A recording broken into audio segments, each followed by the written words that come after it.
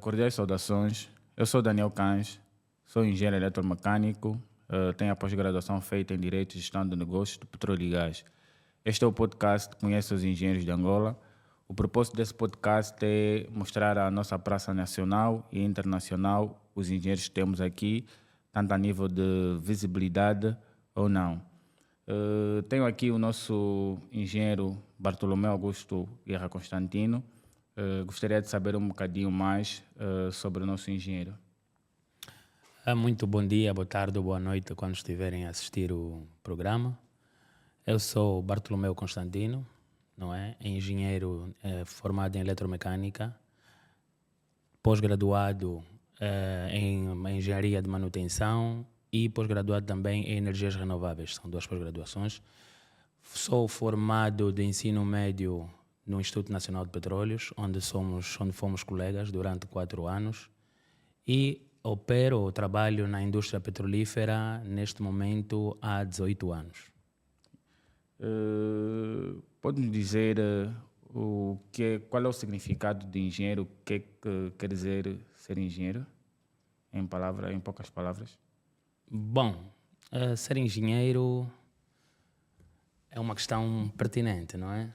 Ser engenheiro de concreto, como diz o nosso juramento, é estar formado e pronto para ajudar com os seus conhecimentos tecnológicos a melhorar as condições de vida de cada um. Bom, esse termo engenharia é oriundo das línguas do latim, não é? Que era usado para aqueles que eram os construtores de tecnologias e, na sua maioria, armada. Por isso é que tem aquela expressão engenharia civil e engenharia normal. A engenharia, anteriormente, era para a construção de utensílios para as guerras. E depois surgiu os engenheiros civis que começaram a construir as casas e tudo mais. Por isso tem essa dominação. Pronto, eu posso considerar que um engenheiro é aquele que, diante dos seus conhecimentos, diante das suas capacidades, formação e tudo mais, está disposto e pronto para ajudar a sociedade na melhoria de condições de vida. Falou-nos também do Instituto Nacional de Petróleos. Sabe-se que no mundo petrolífero tem uma boa percentagem de alunos que vieram do Instituto Nacional de Petróleo. Podes dizer um bocadinho o percurso, o porquê que escolhem os alunos vindos do Instituto Nacional de Petróleo, se já são preparados para esta indústria? Sabe-se que, em termos de petróleo, trabalha-se sem terra, trabalha-se também no mar. Gostaríamos de saber a carga horária que vocês tinham de escolaridade e tudo mais. Bom, é uma boa pergunta. Falando do Instituto Nacional de Petróleos, eu tenho muita coisa a dizer, não é? É uma grande escola, para começar. Já foi fundada há muito tempo, não é? Nós, quando entramos para lá, foi no ano 2002. Tivemos muitos bons momentos, mas na sua maioria foi mesmo de aprendizado. Vou ainda dizer o porquê que eu fui parar aquela escola, porque desde pequeno, desde tenra a idade, já tinha o desejo, né, de formar-me em engenharia de petróleos e como segundo plano era ser formado em química. Havia 2 escolas potenciais para eu poder estudar. Uma delas era o INP e a outra era o Macarenco. Infelizmente não consegui entrar no Macarenco, mas por sorte consegui entrar para o Instituto Nacional de Petróleos. Bom, foi para mim como realizar um sonho. O facto de estar isolado da família e tudo mais foi um bocado, até certo ponto, difícil, mas consegui conhecer uma outra família, que são os vós, aqueles colegas com quem dividimos quartos e partilhamos muitas coisas. Bom, falar sobre o ensino foi brutal, posso assim considerar, porque nós entrávamos para a sala de aulas, o período começava, né? O primeiro turno começava às 8 horas e terminava o último às 18 horas. Mas começando às 8, nós tínhamos que estar na sala 15 ou 20 minutos antes e muitas das vezes não saíamos às 18, saíamos às 18h10, 18h15, porque havia sempre alguma coisa para completar. Tivemos muitos bons professores, tivemos uma formação adequada à indústria, porque era mesmo mais virada para aquilo que é o conhecimento técnico. Tivemos, para começar, já aulas muito práticas nos primeiros anos. Tivemos conhecimentos a nível global, posso assim dizer. Tivemos matemática, física, química orgânica.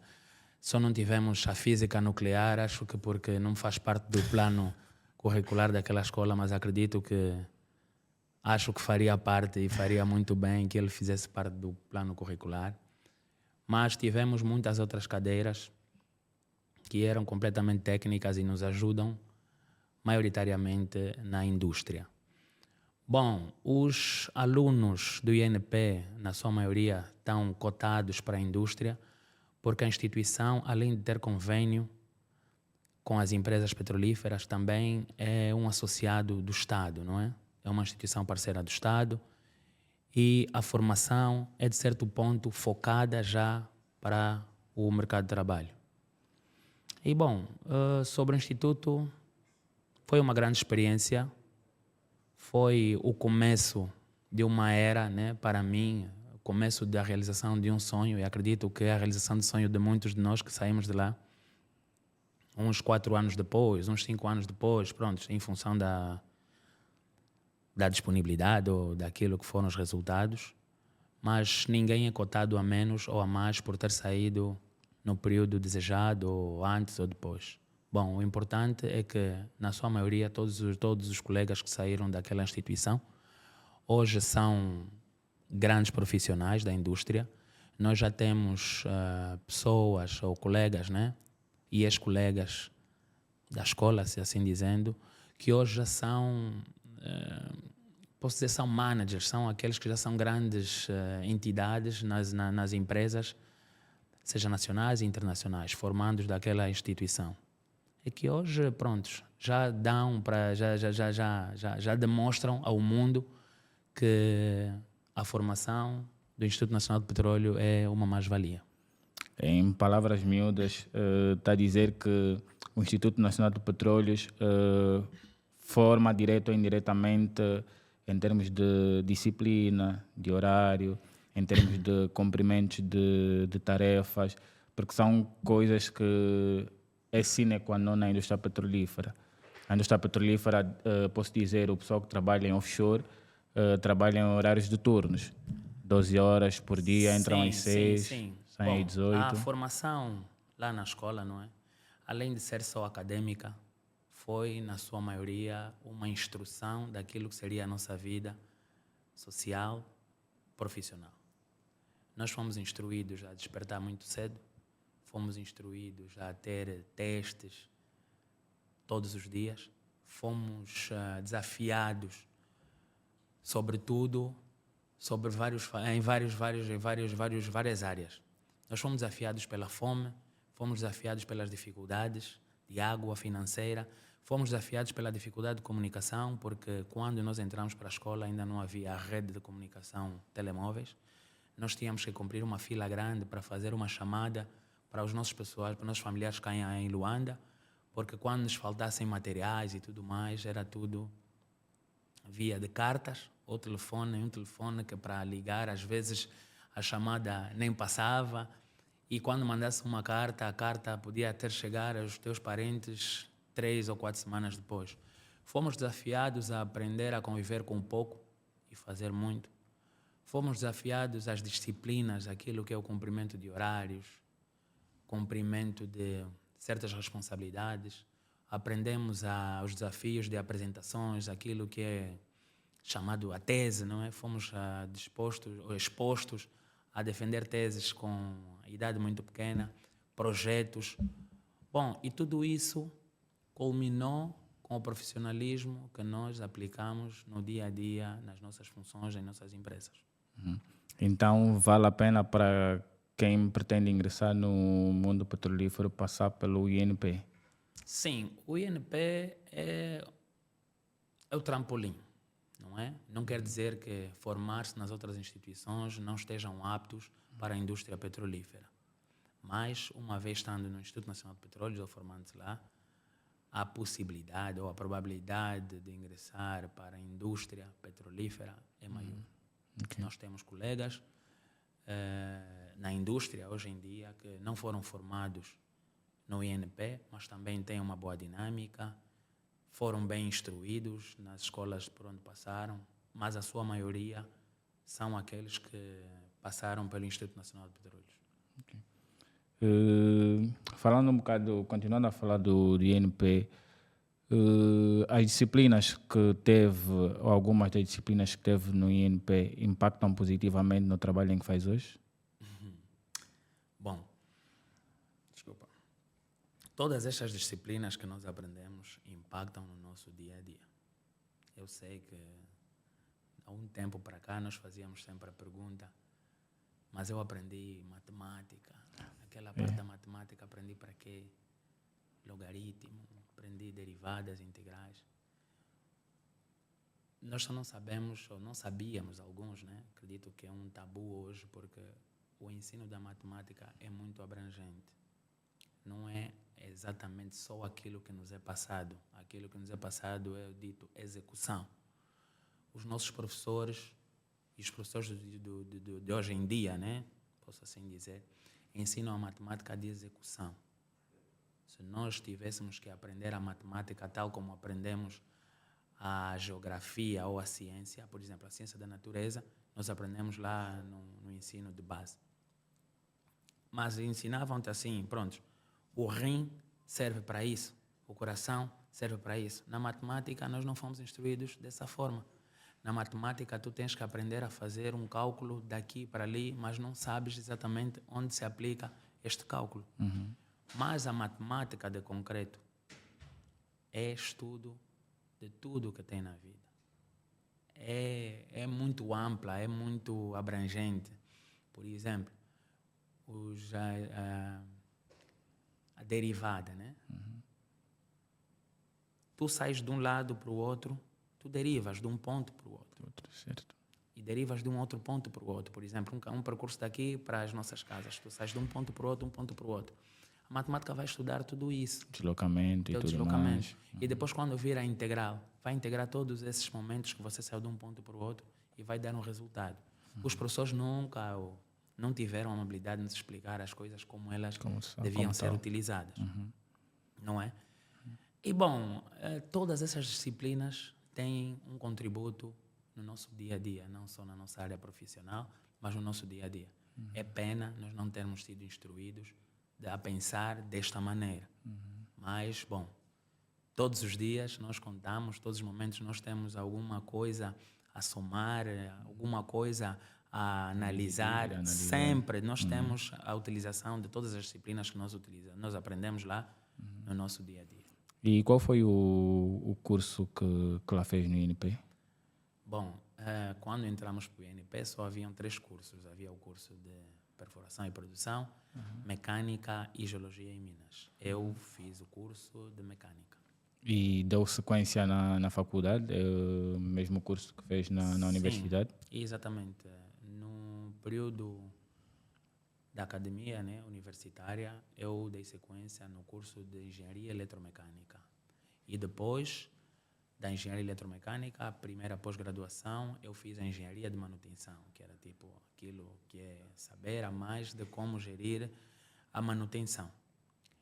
E desvinculei-me um bocado, né? Não completamente, mas um pouco.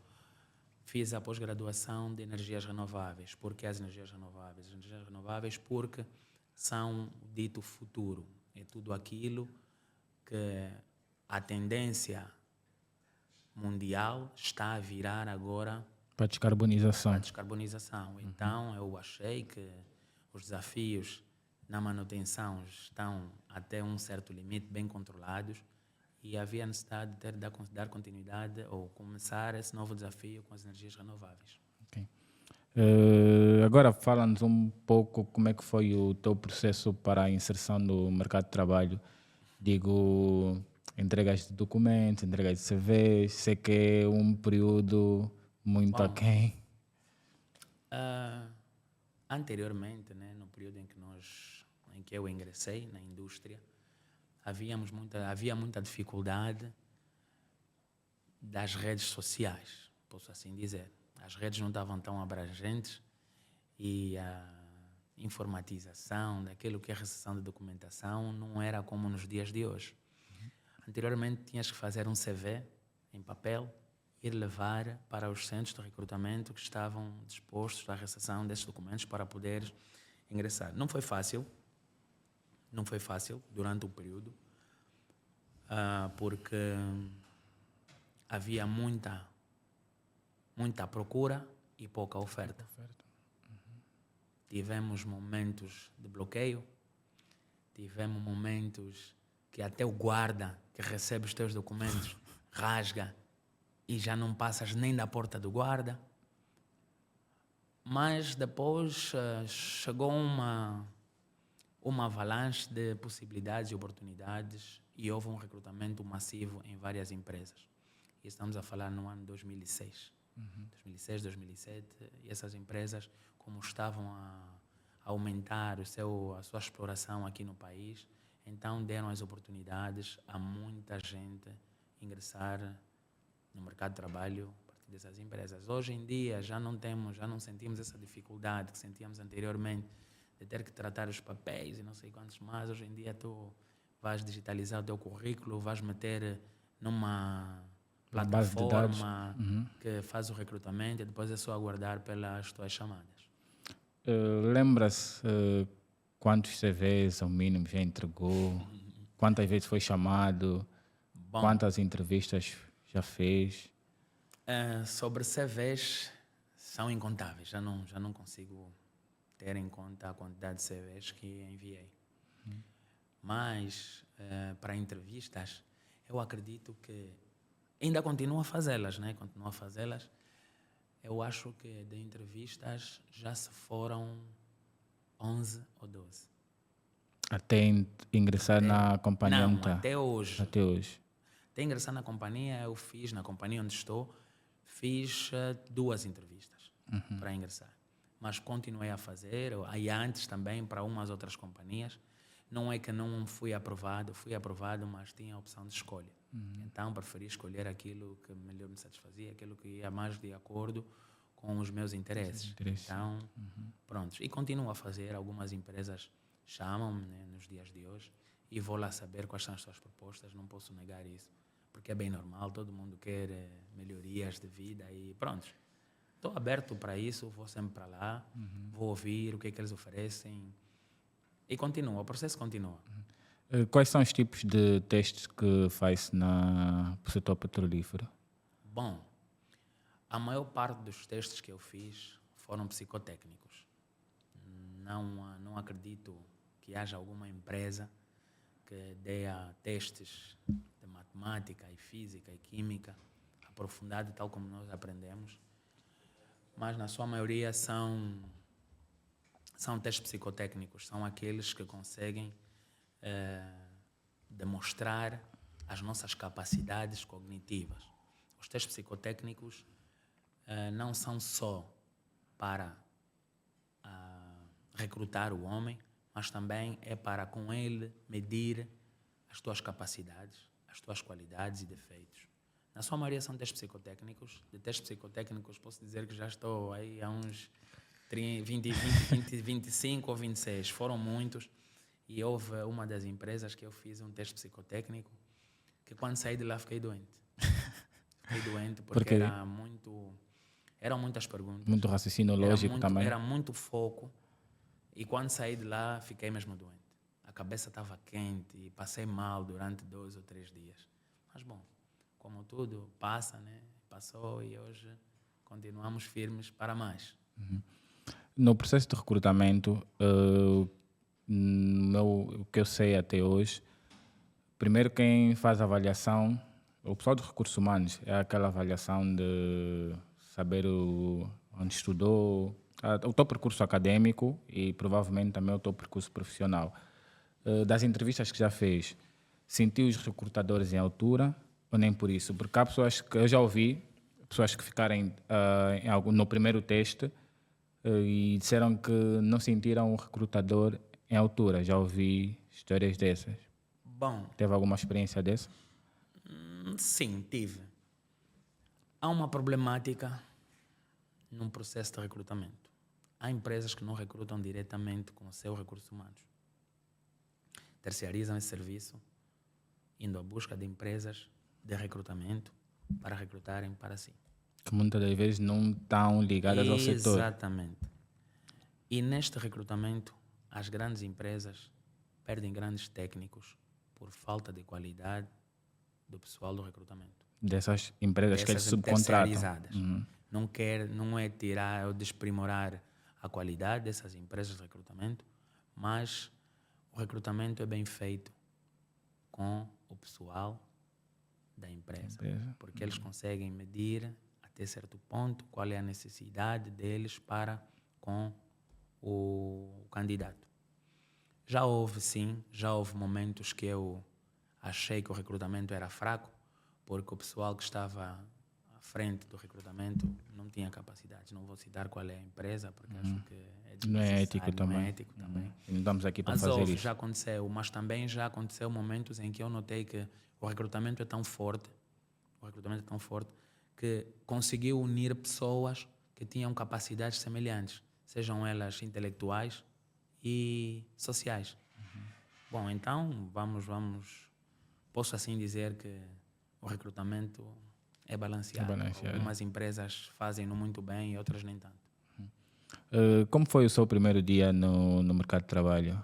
Como é que sentiu? Excedeu as expectativas do que pensava? Não? Como é que foi? Foi bem recebido? Bom, no meu primeiro emprego na indústria, foi uma coisa, como é que posso dizer, meio complexa. Não era aquilo que eu esperava, mas também não era longe daquilo que eu precisava. Foi bom, fui bem recebido. Tive, depois de 2 meses, uma proposta muito boa de ter que fazer uma formação fora do país, que era o desejo meu, né? Mas não se concretizou porque antes de ter ido para esta formação, fui recrutado pela outra empresa onde estou até hoje. Mas bom, foi uma coisa boa, foi uma experiência nova, né? Eu acho que todo mundo que deseja entrar para a indústria vai passar por este momento. É um momento inexplicável. Acho que cada um, quando chegar o seu momento, vai poder dizer dentro de si o que é que sentiu. Para a inserção da indústria petrolífera, tem alguns cursos específicos que tem de se fazer antes? E se são caros, não são? Bom, para este ponto, é muito importante termos um certo acompanhamento. Eu lembro-me que há um mês eu estive em offshore e conheci um jovem formado na Rússia em engenharia de petróleo, mas não trabalha numa grande empresa, mas estava lá a trabalhar e disse-me: as condições do país não ajudam, porque eu, formado em engenharia de petróleos, não trabalho propriamente no petróleo. Eu perguntei-lhe o que é que tu fazes. Ele disse-me: olha, eu sou inspetor de estruturas e tudo mais. Fora do setor petrolífero? É no setor petrolífero. No setor, ok.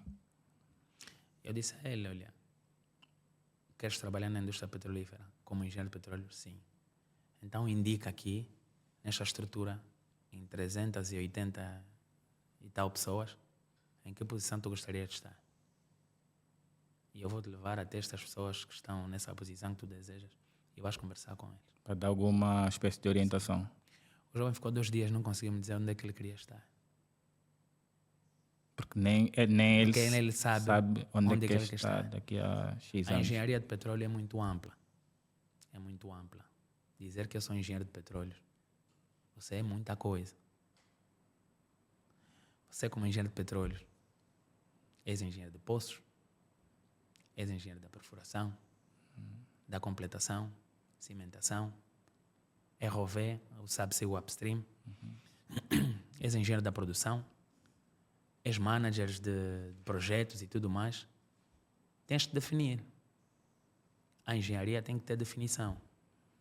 És engenheiro de petróleo, ok. Mas em quê? Qual é a tua área? Qual é a tua posição?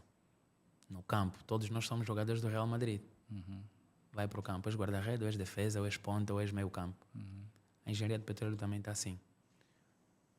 É uma imensidão de atividades e nós precisamos definir-nos exatamente em que parte nós queremos jogar.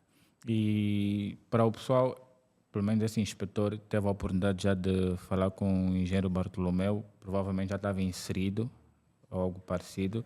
Para quem não está inserido, como é que aconselhas? Onde é que buscam esse acompanhamento? Onde é que buscam esse conhecimento? Bom, o programa já é uma mais-valia, não é? Okay. Este podcast vai ajudar muito naquilo que é a orientação do pessoal que deseja ingressar para a indústria, porque muitas das vezes nós estamos com a vontade de estar ali, mas realmente não sabemos exatamente o que é que nós queremos fazer. Porque eu vejo para o engenheiro Daniel, veste-se assim, o engenheiro Daniel aparece naquela zona e eu quero ser como ele. Ok, tu queres ser como ele, mas precisas de ir até ele e saber com ele como é que se faz para estar aí. Eu acho que esse programa vai ser muito bom. Vai ajudar até certo ponto o pessoal a entender exatamente para onde quer ir. Fez-me uma pergunta sobre os cursos que é necessário que as pessoas façam para ingressar. Bom, o curso vai em função daquilo que ele quiser. Se ele definir que eu, no campo, vou jogar defesa, então pode ser orientado para este e aquele curso. Eu, no campo, sou ponta de lança, então vai ser instruído para aquele curso. Há alguns cursos, né, neste percurso que há instituições que não fornecem. Por exemplo, eu não conheço nenhuma universidade que dá o curso de engenharia de perfuração. Porque ser engenheiro de perfuração, assim, tipo, aquele lá que está, como nós vemos, Sim, a puxar os tubos, visors, isso são tubings. cursos que algumas instituições vão dando, que vão completar lá acima um pacote, né? Vai meter a pessoa capacitada com esses todos os níveis. Bom, mas isso é uma questão de os que pretendem ingressar na indústria devem conversar com as pessoas que estão há mais tempo para poder buscar uma orientação, para poder buscar o caminho a seguir. Tem alguns cursos que já ouvi, como o Water Survival, são cursos sine qua non, First ID, são cursos que as empresas dão, né, como refreshment, mas também são cursos que, se a pessoa pretende ingressar, tem de fazer alguma instituição que faça esses cursos. Como já ouvi, acredito a essa. Sim, estas formações são mandatórias porque são formações de sobrevivência, na sua maioria, em caso de algum acidente, quando estiver a trabalhar embarcado. É necessário que cada trabalhador esteja preparado e saber como agir em caso venha acontecer esse infortúnio. Logo, as empresas obrigam, não é, que o técnico passe por essas formações. Sim, nós temos atualmente 3 centros cá em Angola, ou mais, né? Mas o que eu conheço é a OMTC, em Cacoaco. Conheço a ESA, também em Cacoaco. O OMTC é já no Sequela. Conheço a ESA, que também é em Cacoaco, não é? E conheço o SUB, do centro que está no Sumbe, no Kikombo. Okay. Já vi publicidades de alguns outros centros, não em grande escala, nem com uma ampla visibilidade, porque para ter esses centros há necessidade de ter um convênio com as empresas certificantes desse curso, por exemplo, a OPITO e tudo mais, né? Que são os mandatórios responsáveis por esta formação. Eles é que devem certificar o teu centro para que tu possas... Mas já temos esses centros aqui e também estão abertos para formação individual. Se tu quiseres, se tu precisas, vais lá, faz o pagamento e participas no curso. Okay. Provavelmente a posição que está agora não é a posição em que entrou. Vamos falar na companhia em que está. entrou provavelmente numa posição e agora está numa outra posição. O que é que fez para subir de posição? O que é que foi necessário? Acredito também que teve um mentor para o orientar e gostaria de saber como é que foi para subir, para ir subindo Para de crescer posição na para carreira. crescer na carreira. Bom, é assim. Algumas empresas têm um plano de carreira para cada funcionário. Não é? Eu entrei numa posição, alguns anos depois passei para uma outra segunda posição e depois a terceira posição, a quarta posição. Hoje estou na 7ª posição de todas aquelas que já fui passando, não é? Houve sim, a companhia onde eu estou tem um programa de coaching que um senhor ou um colega que seja mais experimentado que tu, está ali para te dar o suporte da carreira. Vai conversar contigo, vai explicar-te quais são as possibilidades em função daquilo que tu queres, o teu potencial, de onde vens, onde estás e para onde vais. Mas isso só anda com a tua vontade de crescer. Só anda com a tua vontade de crescer. O teu dinamismo, o teu profissionalismo, tudo aquilo que aprendeste lá nas escolas onde passaste, né? Mas aquilo que aprendes na vida real, posso assim dizer, vai impactar muito no teu progresso na carreira. Bom, eu tive, sim, esta pessoa. Foram durante 2 anos que trabalhamos para eu atingir a 6ª posição, não é? E pronto, correu bem. Além do suporte dele, eu acho que houve um grande empenho e vontade de minha parte. A vontade de aprender todos os dias. Podes ser preguiçoso, mas se na tua mente tiver preguiça, tu não vais aprender nada. Tens de ter a capacidade todos os dias, todo dia de trabalho, aprender uma coisa, pelo menos. E ao longo desse tempo todo, tu vais vendo que foste aprendendo e as coisas foram mudando e tu vais propriamente, só mentalmente já vais crescendo. Vais ver a coisa de uma forma diferente. Bom, em parte foi isso. Atualmente trabalha em onshore, ou como se diz, em terra. Já trabalhou também no mar. Como é que considera? Há engenheiros que nunca tiveram a experiência de pisar numa FPSO ou numa plataforma. Como é que considera esses engenheiros que nunca foram para o mar? Porque é a parte técnica, porque acredito, para além da teoria, há necessidade de ter a parte técnica, de pegar nos materiais, ter contacto com o material. Considera os engenheiros completos, não completos? Como é que considera? Não, isto para mim não tem diferença alguma. Okay. Bom, tem. A classificação é que não é linear em função de ir para offshore ou não. Um engenheiro é um engenheiro. Porque ele, para ser engenheiro, foi catalogado dessa forma porque passou por certas forjas, né? E foi lhe dado o título. Okay. Se foi para o mar ou se não foi para o mar, se trabalhou numa oficina ou trabalhou numa indústria, é engenheiro. Tem de ser respeitado como. Há engenheiros que foram para o mar, há engenheiros que não foram para o mar. São sempre engenheiros. Isso não diminui nem acrescenta naquilo que é o teu título, porque muitas das vezes não é a falta de vontade de ir para o mar, são as oportunidades. E quando nos faltam as oportunidades, não podemos desprimorar o colega por esta falta de oportunidade. Acontece muitas das vezes que só os engenheiros também já se sentem superiores aos outros, que é desnecessário, aos outros técnicos, que é desnecessário porque cada um sabe um bocado de tudo, ninguém sabe tudo, sobre tudo. Então, eu acho que este tabu devia começar já a ser quebrado. Eu acho que essa segregação devia ser já eliminada, porque um engenheiro é um engenheiro. Trabalhou no mar, trabalhou em terra, é engenheiro. O outro que trabalhou na terra, trabalhou no mar e não é engenheiro, é um técnico, mas esse é o colega. E ele faz parte daquilo que é o progresso, né? da indústria. Normal, o pessoal daqui que não está ligado ao setor petrolífero, ou o pessoal que não está ligado ao setor petrolífero, quando alguém trabalha embarcado, só diz que foi para a sonda.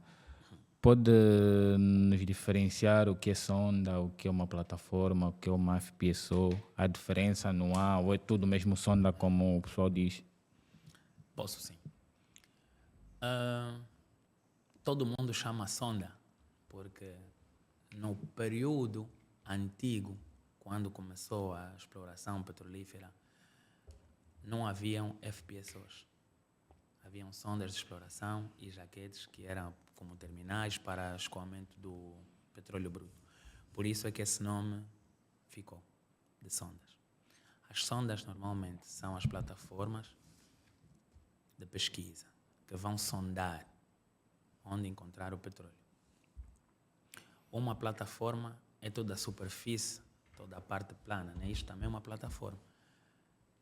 É uma plataforma de petróleo, porque ela, da forma que tem, está exposta no mar para dar suporte à exploração petrolífera.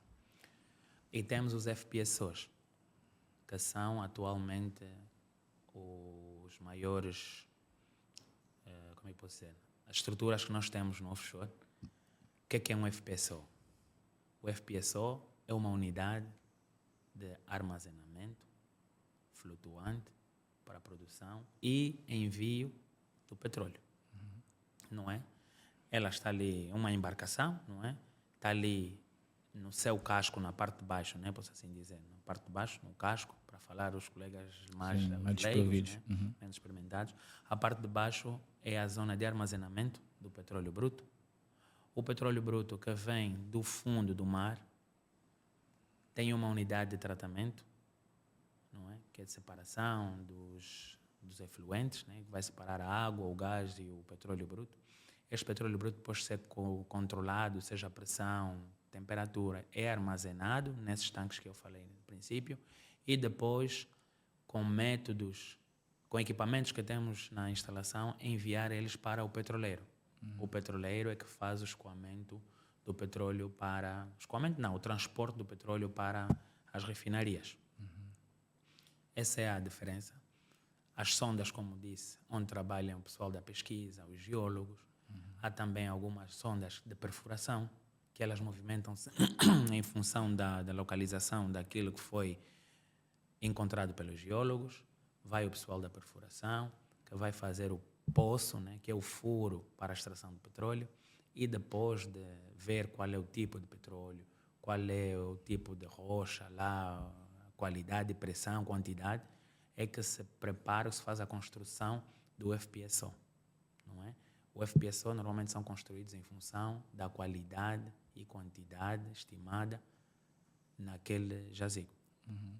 É assim que funciona. E também temos os petroleiros que são as embarcações, né? Os barcos, os navios que transportam o petróleo e o gás natural para as refinarias. Atualmente já temos embarcações chamadas FSOs, né? Que eram petroleiros e foram convertidos como FPSOs.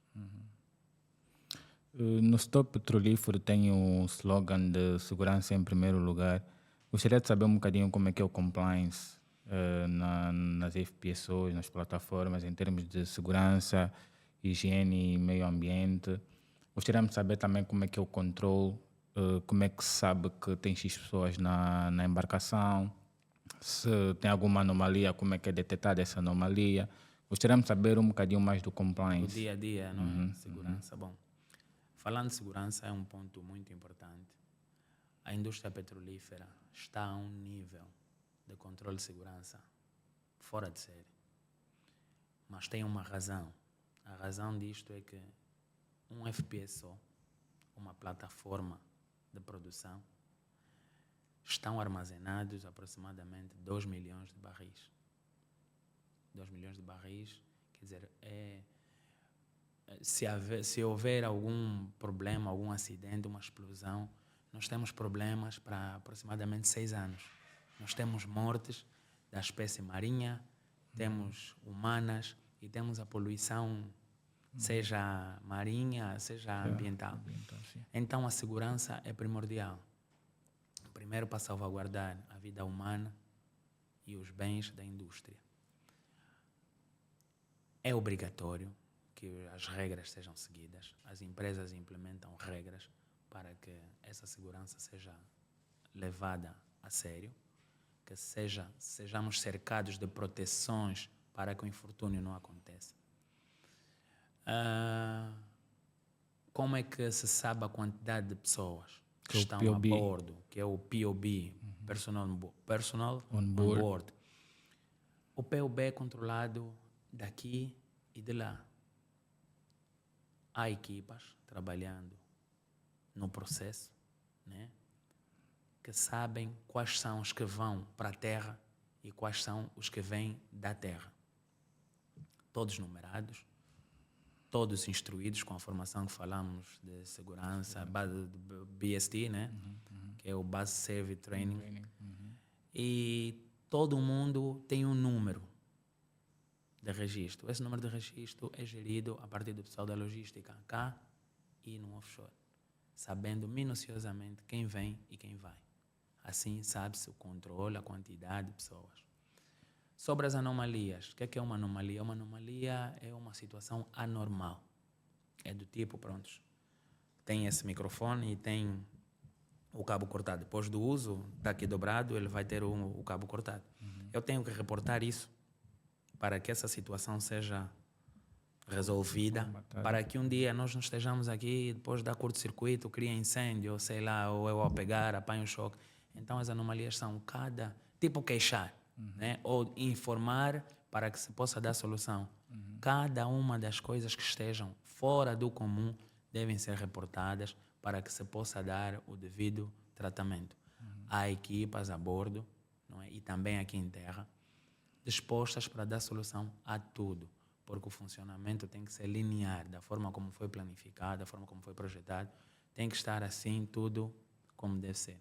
Qualquer uma dessas situações sejam reportadas, se não haver possibilidade de superá-las, então vão sendo informando, vai subindo, né, a responsabilidade para que, de algum momento, tenha que se parar e reparar-se. Vamos falar também um bocadinho do conteúdo local, que é o Decreto Presidencial 271/20. Gostaria de saber como é que vê o processo de angolanização no setor petrolífero. Bom, falando de angolanização, vamos falar de dois pontos, né? Este decreto que falou sobre a abertura das sim, empresas locais. Eu lembro-me bem desse decreto, acho que foi lançado em 2020, não é? Lá naquele período do Covid, que depois gerou a criação da NPG, creio isso. Bom, este ponto concernente ao conteúdo local para a ingressão das empresas no oil business é muito bom. É muito bom porque dá a capacidade dos empresários locais estarem expostos a esse negócio. Como sabemos, né, a história do petróleo, Rockefeller lá nos seus tempos, nos seus primórdios, ele pegou tudo. Pegou o negócio todo para ele, por isso é que teve uma capacidade enorme financeira. Hoje em dia o negócio está aberto para os empresários locais. Mas infelizmente ainda somos pioneiros nisso. Ainda há muita burocracia. Não é só burocracia, é a capacidade, é o conhecimento. Porque essas empresas, quando abrem ao mercado local, é para o fornecimento de equipamentos, materiais, tudo mais, né? E ainda está muito fraco. Está muito fraco porque nós ainda vemos a dificuldade de algumas empresas estarem a dar o suporte à indústria. Angolanas, né? Empresas angolanas a darem o suporte à indústria. Ainda é prematuro. Já devia estar um bocado mais avançado, mas é normal. É um processo. O bom é que começou. É melhor ter um começo do que nunca existir. Falando da angolanização, do outro ponto. Bom, ainda rematando ainda sobre o ponto passado, não é? Conteúdo local. Nós não temos fabricação local para suporte à indústria. Isso é uma grande dificuldade, porque tudo aquilo que eu suporto é sempre ir buscar lá fora. A vantagem para as grandes empresas é que já não vão precisar levar o tempo que se leva para a compra do material no exterior, mas tem alguém aqui que vai fazer essa compra por eles, depois vai dar o suporte. Mas o ideal seria que parte desses materiais fossem fabricados aqui. Há muitas zonas pelo país que podem se instalar fábricas, nem que sejam fábricas dessas empresas, aqui no país, para nos dar o suporte direto e a tempo. Voltando-se para a angolanização no cômito humano, temos um encaminhamento, né, desta atividade. Já temos muitos angolanos com uma certa posição elevada em muitas empresas, pese embora ainda não ser completamente ou a 100% angolanizado o país, né? Ainda temos muitos técnicos estrangeiros expatriados que vêm para cá com know-how e dão-nos um suporte naquilo que é a nossa produção. Era uma mais-valia que essas pessoas viessem e deixassem conosco aquilo que são as capacidades. Acontece, mas não é em grande escala. Ainda temos vários técnicos, né, expatriados que vêm cá para o país e fazem o mesmo trabalho que muitos angolanos já estão capacitados. A angolanização, voltando-se também ainda no recrutamento, nós temos as empresas de prestação de serviço. Quando estou a falar em angolanização, não quero falar só daqueles que nos prestam o serviço de entrega de esferográfica, de limpeza. Não, estou a falar técnicas mesmo. Uma empresa angolana que faça soldadura submarina. Uma empresa angolana que faça a conexão de mangueiras do offloading. Uma empresa angolana que já consegue fazer o trabalho de ROV lá no Subsea. Empresas angolanas com técnicas, com capacidades, com aquilo que é tipo conhecimento daquilo que ainda é nossa dependência dos expatriados, já devia estar aqui implementado, né, grandiosamente. Mas ainda nós continuamos a ver o pessoal externo, né, que vem. Bom, não é separar, não é segregar, não é que seja mal, mas o ideal para a angolanização seria que estes técnicos estivessem aqui a nos ensinar e deixar-nos com as capacidades e condições para nós começarmos a executar. É isso aí. Então, é falta de fiscalização, se posso assim dizer, porque já as empresas estrangeiras já estão aqui instaladas já faz anos. Sim. E até hoje ainda disse que o angolano não tem capacidade de fazer isso ou aquilo. Bom, temos capacidades, sim. Temos angolanos muito bem formados. Temos, até aqui na sala, temos colegas profissionais do mais alto nível da indústria. Dominam muito bem aquilo que fazem. Fazem do mais alto nível da tecnologia. Mas, bom, acho que as políticas do país é que não estão a ser ainda mais exigentes, forçando com que o nosso potencial seja exposto mais e mais, né? Eu acho que ainda está minúsculo, mas há algum progresso. Não tanto quanto desejado, mas já conseguimos ver alguma coisa para cima. Temos aqui na sala também do nosso podcast alguns engenheiros que estão aqui a acompanhar. Temos o engenheiro Cláudio Ronilson, temos o engenheiro Wilson Sumbelelo e temos também o engenheiro Erivelto Custódio. Vamos dar primazia a eles também para fazer algumas perguntas aqui ao engenheiro Bartolomeu.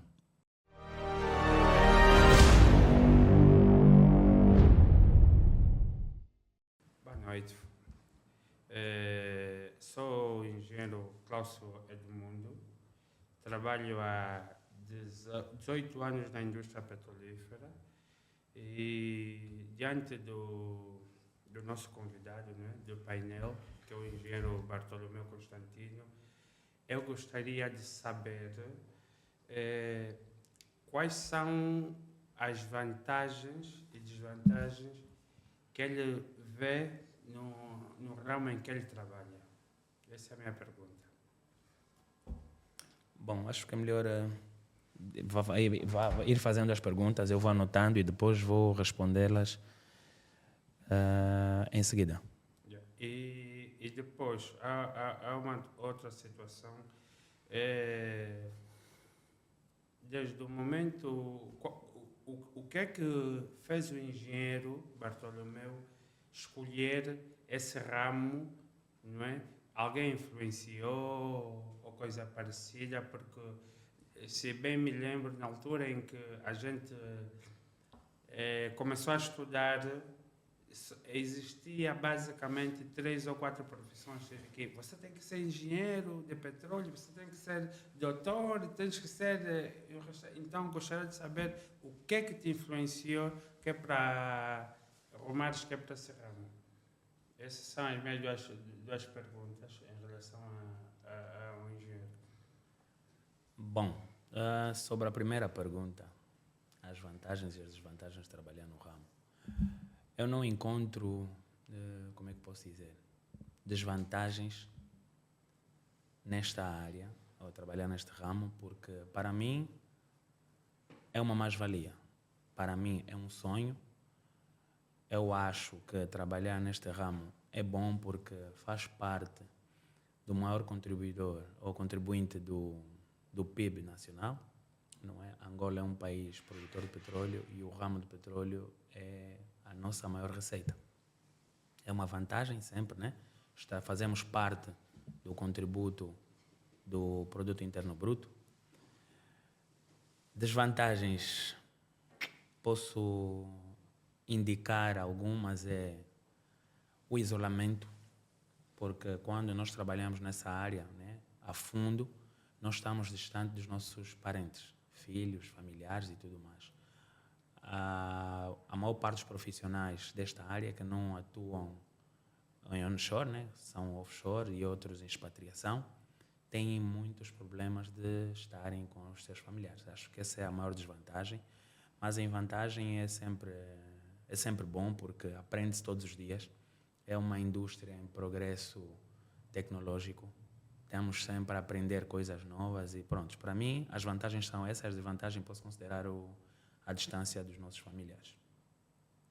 A segunda pergunta, o porquê da escolha desta área. Bom, era a minha primeira opção, porque a segunda opção era a química. A escolha foi porque eu desejava trabalhar na indústria, não é?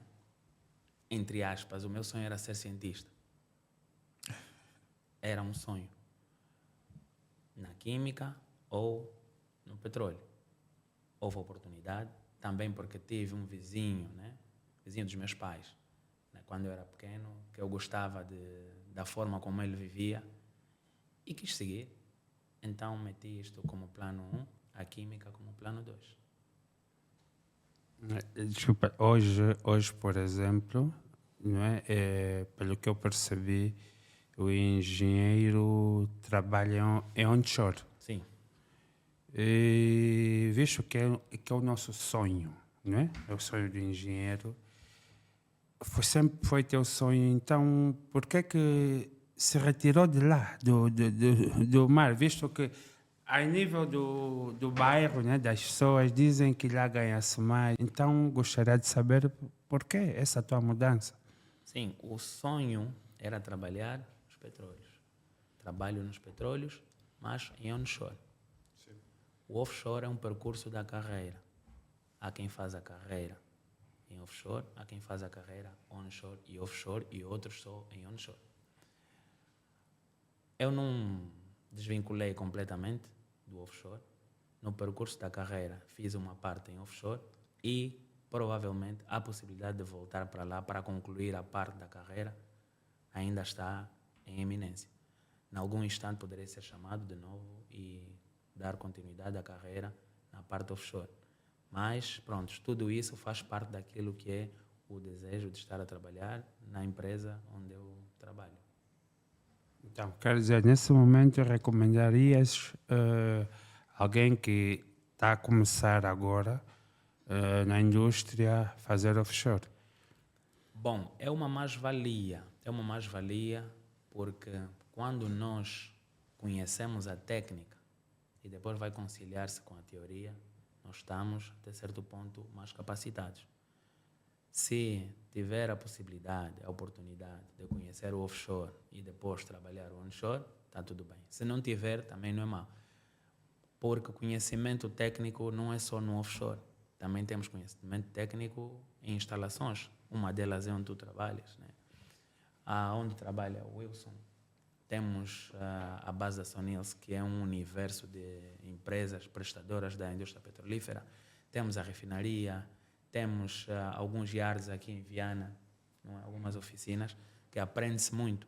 E tu consegues conciliar aquilo que é a teoria com a tua prática. O offshore é só uma passagem, não é? Ok, falando ainda do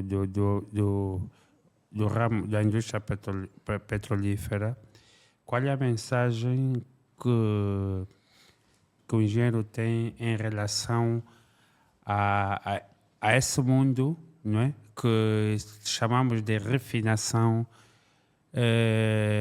do nosso país, visto que é algo muito, mas muito pertinente. Qual é a tua ideia em relação a isso? Bom, eu tive a oportunidade de trabalhar, estágio, né, na refinaria de Luanda em 2005, fiz o estágio na refinaria de Luanda e voltei a estar na refinaria de Luanda 5 anos depois. Infelizmente, não houve grandes mudanças de lá para cá, dos anos que eu estive lá. E é uma situação que, podemos considerar política. Porque uma vez que nós somos o segundo maior produtor de petróleo de África, nós devíamos ter uma refinaria que contribuísse pelo menos a 60% daquilo que é o consumo nacional. Mas, segundo estatísticas, nós ainda nem atingimos os 20% desse consumo, daquilo que é a refinaria nacional. Eu acho que o nosso Estado vai preparar condições para que, a posterior, como nós já ouvimos há 2 ou 3 anos, que está em curso a construção da refinaria do Namibe, ou do Lubito e de Cabinda, né? Lubito e de Cabinda. Vamos aguardar que elas sejam expostas para nós, né? E acredito que vai aumentar o número de empregos e o produto a ser consumido por nós. Não podemos adiantar mais sobre política, porque os dirigentes do país saberão como levar a rumo este assunto. Ok, obrigado, engenheiro. De momento é tudo da minha parte. Tá, obrigado ao engenheiro Cláudio Nilson. Vamos passar a palavra agora ao engenheiro Wilson Sumbelelo. Eu sou Wilson Sumbelelo, engenheiro mecânico, estou no ramo petrolífero já há 11 anos. Temos o mesmo background, somos pela Escola de Sumbe, Instituto Nacional de Petróleos. E de lá para cá, cada um tomou o seu rumo, não é? Mas uns dentro do business, outros fora do business. E o engenheiro aqui falou sobre upstream, midstream e downstream. Gostaria de saber exatamente as diferenças delas e, se possível, com alguns exemplos. E também falou do conteúdo local, de angolanização, neste caso. Gostaria de saber como é que a gente está em termos de universidades. Temos o único Instituto Nacional de Petróleos, que já empregou muita gente no ramo. Então, eu gostaria de saber como é que estamos em termos de universidade, desde as privadas e a estatal. E, por último, gostaria de saber, o engenheiro falou, de facto, eu concordo, que o ramo petrolífero é amplo. Então, muita gente, às vezes, nem sabe qual é o destino quando começar a trabalhar no mundo do petróleo. Só diz que quer ser engenheiro de petróleo. E, quando chega no campo, fica meio perdido. Então, gostaria de saber se um engenheiro de petróleo consegue ter esta visão ampla do mundo do petróleo, desde o upstream, midstream, downstream. Então, por agora, são essas questões que eu tenho e muito obrigado. Bom, muito obrigado, colega Wilson. Respondendo às suas questões, não é? A diferença entre o up, mid e o downstream é clara e é distinta, não é? O upstream podemos considerar ou chamar o PIP, que é a pesquisa e produção. O midstream é o processo da refinação, onde conseguimos extrair do petróleo os derivados, aqueles que são os produtos petroquímicos, asfaltos e combustíveis, e o downstream, que é a área do business, do negócio, que é a venda do produto, não é? Essas são a diferença entre os três, não é? Este para arrematar a primeira pergunta. Para a segunda pergunta, perguntou sobre o conteúdo local, as universidades para a área de petróleos.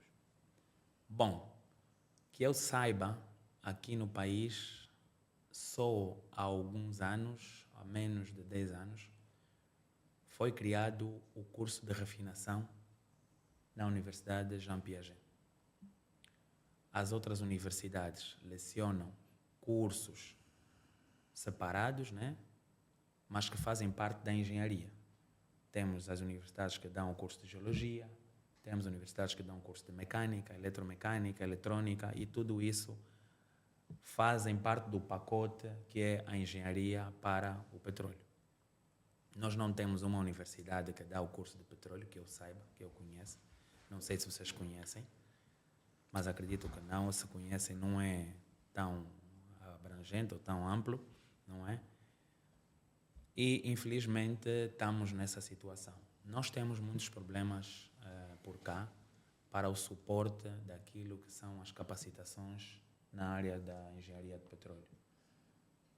Há uma nova universidade que tem formado muita gente para a área, que fica no Talatona, não me lembro bem o nome. Acredito que deve ser o ISPTEC, é esse? ISPTEC, sim. Bom, também tem formado muita gente, inclusive temos colegas que foram nossos contemporâneos no SUMB, que são formadores, são docentes naquela instituição. Bom, e o universo de universidades que vão dando capacitações distintas nessa área, mas não temos uma universidade propriamente para petróleos. Isso para responder à sua segunda pergunta. Sobre a terceira pergunta, se um engenheiro de petróleo consegue conhecer os três pontos, né, o up, mid e o downstream, ele pode conhecer, mas, como disse, a abrangência da engenharia é tão grande que ele vai precisar se formar cada vez mais para conhecer cada uma dessas três partes. Porque o upstream, que é aquilo na qual nós fomos formados, é a pesquisa e produção. Ele pode ser formado nisto. Depois vem a parte da refinação, que é já uma outra área, uma outra formação. Porque um engenheiro de petróleo não é propriamente um engenheiro de refinação.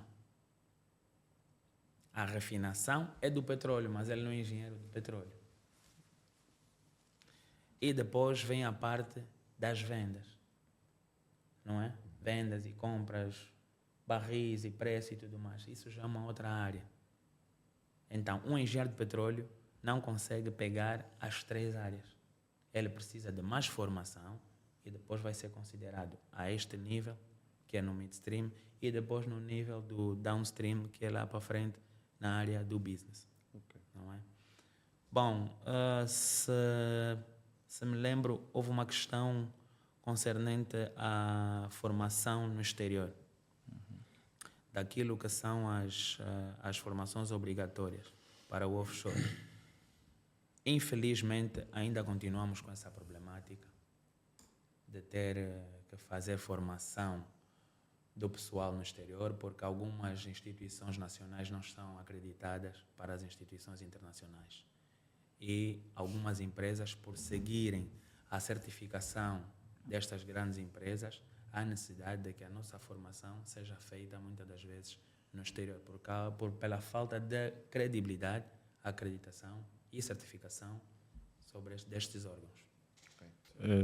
Obrigado aos engenheiros aqui na mesa, o engenheiro Bartolomeu, o engenheiro Wilson, o engenheiro Klauso. Só para terminar, em palavras curtas, eu gostaria de saber qual é o contributo. Já estão há muito tempo no ramo petrolífero. E gostaria de saber qual é o contributo que já deram para ajudar a desempregabilidade no nosso país ou na camada juvenil? Bom, para a desempregabilidade, né, posso assim dizer, da minha parte, na área da indústria, não consegui. Não consegui ainda porque eu não tenho uma indústria. Já gerei empregos, mas empregos foram em algumas outras áreas.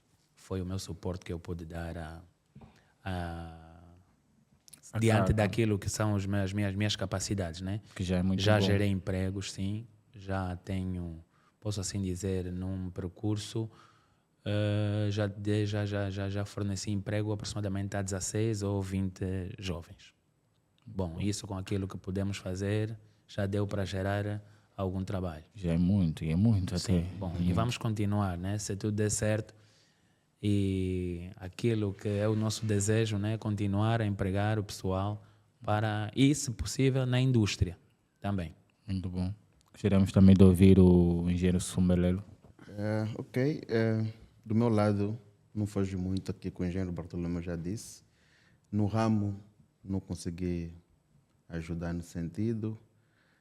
Houve alguns negócios assim pequenos que deu para empregar 1, 2, 3, 4, 5 e que já ajudou. E para além disso, compartilhar mais ou menos a experiência que eu passei, as escolas que eu passei, o que é necessário, o que é para poder entrar no business, né?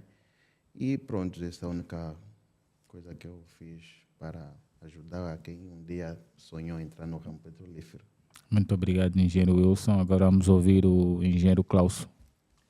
Eu vou contradizer um bocadinho os meus compatriotas aquele painel, porque eles já geraram sim empregos no mundo petrolífero. E digo isso porque de certeza que eles já ligaram para pessoas, olha, essa empresa está a recrutar o restaurante, e até hoje muita gente já entrou no ramo petrolífero por eles notificarem essa pessoa. Sim. E eu partilho a mesma informação de que eu também já gerei empregos, né? Fora do ramo, mas assim, muito direito. Eu já gerei empregos no ramo petrolífero e até hoje continuo a gerar. Direito ou indiretamente, a gente tem feito alguma coisa para pessoas no ramo petrolífero. Essa é a minha sugestão, é a minha informação que eu quis acrescentar no que concerne a isso. Obrigado, engenheiro Klauso Ronilson. É só para dizer que, direto ou indiretamente, nós influenciamos as pessoas. É o que se diz. Se tivermos algum sítio e estamos sozinhos, temos que fazer sempre as coisas bem, porque parecendo que estamos sozinhos, tem sempre alguém que provavelmente esteja a nos ver. Então, estamos sempre a influenciar pessoas. Esse é o podcast Conheço os Engenheiros de Angola. Para os jovens que queiram ingressar no mundo petrolífero ou no mundo da engenharia, este é o podcast ideal. Vamos estar sempre aqui com grandes engenheiros, com experiência ou engenheiros sem experiência. Nós vamos dar o nosso contributo a partir desse podcast e espero nos ver na próxima edição. Eu quero mais uma vez agradecer o engenheiro Bartolomeu, o engenheiro Wilson, o engenheiro Klauso Ronilson e os engenheiros que estão aqui na plateia, o engenheiro Erivelto Custódio. Obrigado.